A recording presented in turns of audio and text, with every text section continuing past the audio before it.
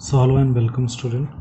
सो बेटा आज की क्लास में हम बिजनेस एनवायरनमेंट जो अपना चैप्टर नंबर 3 कर रहे हैं, मैनेजमेंट एंड बिजनेस एनवायरनमेंट, उस चैप्टर का लास्ट क्लास में तो बेटा मीनिंग समझ लिया था क्या होता है। अब इस क्लास में बेटा उसके फीचर्स को समझेंगे। जो बिजनेस एनवायरनमेंट का फीचर्स हैं वो कौन कौन से उसके फीचर्स हैं, उसका नेचर कैसा है, वो चीज़ें हम समझने की कोशिश करेंगे। तो सबसे पहला है बेटा totally off external forces. Totally off external forces का मतलब होता है बेटा कि जो बिजनेस एनवायरनमेंट होता है वो कई पार्ट होते हैं उसके बेटा, ठीक है। जैसे economical environment, political environment, social environment, internal environment, external environment, इन सभी को जब हम मिला देते हैं तो उसको हम क्या बोलते हैं, टोटैलिटी। तो उस सबको क्या बोलते हैं, टोटैलिटी ऑफ एक्सटर्नल फोर्सेस।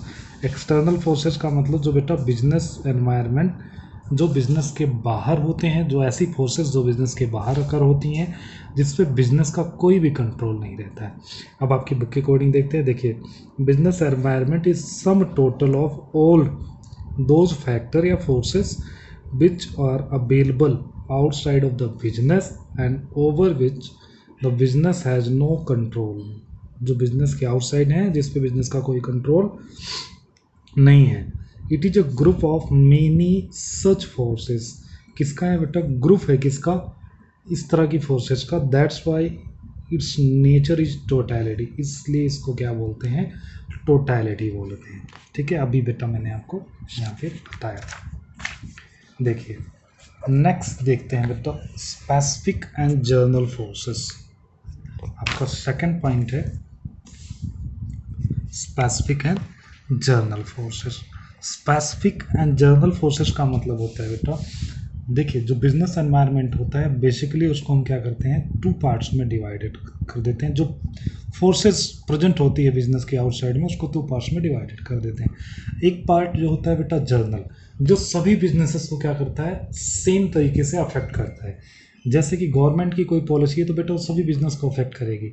लेकिन एक होता है बेटा कैसा, स्पेसिफिक। स्पेसिफिक का मतलब जो बिजनेस को इंडिविजुअली इफेक्ट करता है। जैसे अगर मैं आपको बताऊं तो इन्वेस्टर है तो किसी कंपनी में ज़्यादा इन्वेस्ट कर देता है, किसी में कम करता है, ठीक है। तो स्पेसिफिक है। जो स्पेसिफिक होते हैं बेटा इंडिविजुअली बिजनेस को अफेक्ट करते हैं। जैसे सप्लायर है, किसी को ज़्यादा दे रहा है सप्लाई और उधार में दे रहा है, किसी को नहीं दे रहा है। तो बुक के अकॉर्डिंग देखते हैं, the forces present outside the business can be divided into two parts, specific and journal. Specific क्या होता है, these forces affect the business of an industry separately. जो सेपरेटली बेटा बिजनेस और इंडस्ट्री को क्या करते हैं, ये अफेक्ट करते हैं। जैसे कस्टमर है, किसी के प्रोडक्ट को ज़्यादा परचेज कर रहा है, किसी को नहीं कर रहा है। सप्लायर है, किसी को उधार में दे रहा है, नहीं दे रहा है। कंपटीटर है बेटा फर्म का, तो किसी फर्म के कंपटीटर हैं, किसी की फर्म के कंपटीटर नहीं है। तो इन्वेस्टर क्या कर रहा है बेटा, किसी को किसी कंपनी में ज़्यादा इन्वेस्ट कर रहा है, किसी कंपनी में कम इन्वेस्ट कर रहा है। तो स्पेसिफिकली क्या करते हैं, ये बिजनेस को अफेक्ट करते हैं। उस तरह से जर्नल है बेटा। तो these forces affect all the business of an industry equally, सभी को इक्वली। अब बेटा गवर्नमेंट ऑफ इंडिया ने यह कह दिया कि आज के बाद सभी बिजनेसेस जीएसटी पे करेंगे। तो बेटा सभी के ऊपर वो चीज़ें अप्लाई हो रही हैं, ठीक है। तो जैसे सोशल है, पॉलिटिकल है, लीगल है, टेक्निकल सिचुएशन है। तो अब बेटा टेक्नोलॉजी चेंज होगी तो सभी बिजनेस के लिए चेंज होगी, कोई एक बिजनेस के लिए तो चेंज होगी नहीं। मतलब उस लाइन के जितने बिजनेस है, जैसे कोई दवाई बनाने वाली कंपनियां हैं, जो पैरास्यूटिकल इंडस्ट्रीज होती हैं बेटा, कोई अगर नई मशीनरी आएगी तो सभी कंपनियों में चेंजेज आएंगे, किसी एक कंपनी में चेंज नहीं आएगा। तो आई होप बेटा ये जरूर समझ आया होगा आपको। तो अगला देखते हैं इंटर रिलेटेडनेस। तो बेटा इंटर रिलेटेडनेस का मतलब जितने भी फोर्सेस होती हैं एनवायरनमेंट की, वो बेटा आपस में एक दूसरे से कनेक्टेड होती हैं, वो इंटर रिलेटेड होती हैं। मतलब अगर एक में चेंज आया तो उसकी वजह से दूसरे में चेंज आएगा। जैसे मैंने आपको एग्जांपल के लिए बताया कि बेटा इकोनॉमिक एनवायरनमेंट, तो इकोनॉमिक एनवायरनमेंट का मतलब होता है कि आपकी मनी में चेंज आना। मतलब कि आपने जो मैक्रो इकोनॉमिक्स आपने पढ़ी है बेटा, पढ़ रहे हो, उसमें जितने भी चैप्टर हैं, उसमें जितने भी चैप्टर हैं बेटा, इन्फ्लेशन वाला चैप्टर है, चाहे फिर बेटा मनी एंड बैंकिंग, मतलब जो कुछ भी है। जैसे कि अगर महंगाई बढ़ती है तो बेटा वो क्या होगा, इकोनॉमिक में चेंज होता है। महंगाई बढ़ रही तो आपके पैसे कम बचेंगे, पैसे कम बचेंगे तो बेटा डिमांड कम करोगे, तो उसकी वजह से क्या होंगी, मतलब अगर इकोनॉमिक में चेंज आ रहा है तो उसकी वजह से सोशल एनवायरनमेंट में चेंज आएगा। तो ये इंटर रिलेटेड होते हैं। तो बुक के अकॉर्डिंग देखिए, the different forces the different factor of business environment are correlated. आपस में बेटा क्या रहते हैं, वो एक दूसरे से संबंधित रहते हैं, मतलब कोरिलेटेड रहते हैं। For example, let us suppose there is a change in import and export policy with the coming of the new government. In such case, the coming of the new government to power and changes in the import and export policy are political and economic changes rapid respectively. अब बेटा import and export को change करना government का कौन सा environment है? Political environment है, जिसकी वजह से क्या चेंज होगा? आपका इकोनॉमिक एनवायरनमेंट चेंज होगा। Thus the changes in one factor affect the another factor, जिसकी वजह से बेटा दूसरे फैक्टर भी हमारे क्या हो जाते हैं, चेंज हो जाते हैं। अगला देखिए, डायनेमिक नेचर बेटा क्या होता रहता है, ये चेंज होता रहता है, कॉन्टिन्यूसली चेंज होता रहता है। ऐसा नहीं है कि बेटा आज जो है कल वही रहेगा। अब जैसे सोसाइटी में बेटा डिमांड क्या हो रही है, आजकल के जो पीपल है, आजकल के जो बेटा पॉपुलेशन है बहुत ही डिमांडेड है, और वैरायटी डिमांडेड है बेटा, कोई सिंगल चीज़ों में काम नहीं चल रहा है किसी का, तो वैरायटी डिमांडेड है। तो बेटा डायनेमिक है, वो चेंज होता ही रहता है। जैसे बुक के अकॉर्डिंग देखिए, as the clear that the environment is the mixture of the many factor and changes is in some or other factor continue to take place. तो सभी में चेंजेस होते रह रहे हैं बेटा कहीं ना कहीं। तो अनसर्टेनिटी का मतलब बेटा जहाँ पे कुछ भी फिक्स नहीं है, बेटा चेंज हो ही रहा है, कॉन्टिन्यूस चेंज हो रहा है उसको। तो बिजनेस एनवायरनमेंट कैसा होता है, अनसर्टेन होता है, जो चेंज होता रहता है बेटा, कि उसमें कोई आप ये नहीं कर सकते कि आज ये है तो कल वो होगा। ठीक है, तो nothing can be said with any amount of certainty about the factor of the business environment because they continue to change quickly। बेटा चेंज हो रहे हैं क्विकली, जैसे कि कुछ भी चीज़ें हैं बेटा। अब हमारे काम करने का तरीका क्या हो रहा है बेटा, चेंज हो रहा है। पढ़ाई करने का तरीका क्या हो रहा है, चेंज हो रहा है डे बाई डे। तो सब कुछ अनसर्टेन है। ठीक है, तो कॉम्प्लेक्सिटी का मतलब बेटा बहुत ही कॉम्प्लेक्स है, इनको समझना सभी फैक्टर्स को। तो बहुत ज़्यादा आपको नॉलेज चाहिए तभी आप समझ पाओगे। Environment comprises of many factor, all these factors are related to each other, therefore their individual effect on the business cannot be recognized। This is perhaps the reason which the make is difficult for the business to face them। इसका मतलब ये होता है बेटा, देखिए environment company of the many factor, बेटा जो आपका एनवायरनमेंट है वो बहुत सारे फैक्टर से मिलके बना हुआ है। All the factor are related to each other, दोनों सभी एक दूसरे से रिलेटेड है। एक में चेंज आएगा तो दूसरे में चेंज आ जाएगा, तो आपको पता ही नहीं चलेगा बेटा किसकी वजह से चेंजेज आ रहे हैं। तो बहुत ही कॉम्प्लेक्स है। रिलेटिविटी का मतलब होता है बेटा business environment is related to the local condition and this is a reason as to why the business environment happen to the different in different countries and the different even the same countries at the different places. Relativity का मतलब होता है बेटा, जैसे अगर आप India में business कर रहे हो तो दूसरे आपके रूल्स एंड रेगुलेशंस हैं। अगर आप हरियाणा में कर रहे हो पर्टिकुलरली तो यहाँ पे हरियाणा गवर्नमेंट के रूल्स एंड रेगुलेशन लगेंगे। अगर आप दिल्ली में कर रहे हो तो बेटा वहाँ पे दिल्ली गवर्नमेंट के रूल्स एंड रेगुलेशन लगेंगे। तो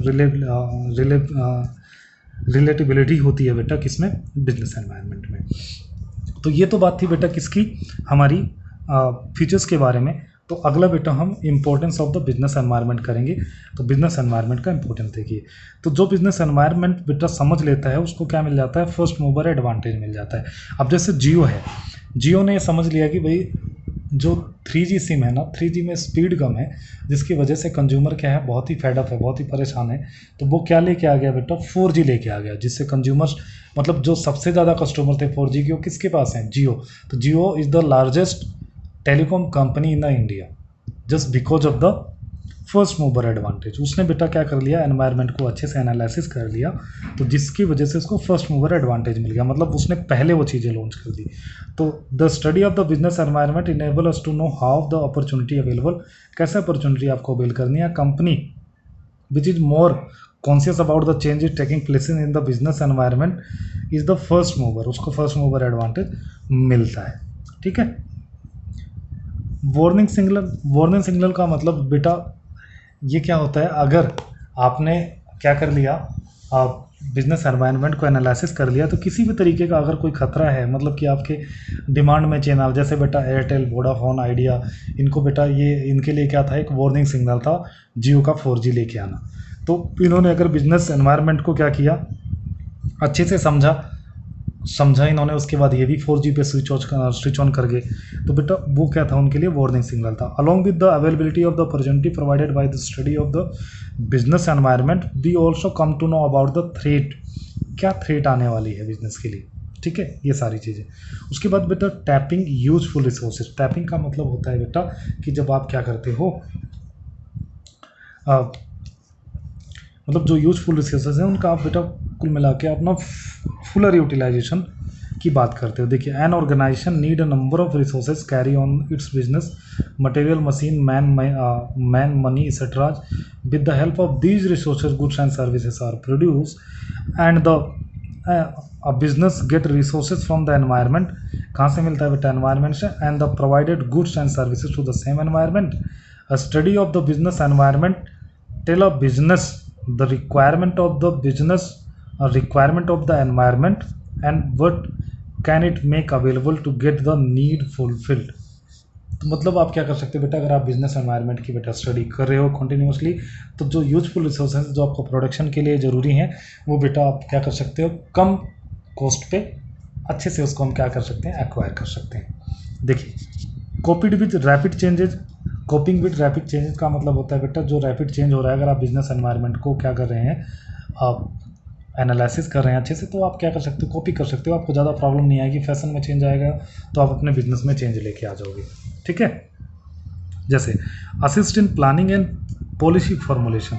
असिस्ट का मतलब क्या होता है बेटा, आप ना जब प्लान बनाते हो, अभी देखो प्लानिंग वाला चैप्टर पढ़ा नहीं है, लेकिन फिर भी आपने चैप्टर 1 में थोड़ा सा प्लानिंग के बारे में जाना। प्लानिंग का मतलब जब आप कुछ भी प्लान करते हो कि भाई मुझे सेल करनी है, मुझे परचेज करनी है, या मुझे बिजनेस आगे बढ़ाना है, तो आप क्या कर देते हैं, प्लानिंग करते हैं। तो प्लानिंग किसको ध्यान में रख के की जाती है बेटा, फ्यूचर को। तो फ्यूचर में क्या होने वाला है वो हमें कहाँ से पता चलता है, बिजनेस एनवायरनमेंट से।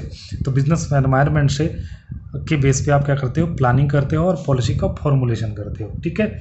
Improvement in the performance. Improvement in the performance का मतलब ये होता है कि बेटा जब आप बिजनेस एनवायरनमेंट को अच्छे से एनालिसिस कर रहे होते हो तो उससे आपके बिजनेस की परफॉर्मेंस भी क्या हो जाती है, इंप्रूव हो जाती है। In every organization the study of the business environment has an important role as far as its performance is concerned, ठीक है।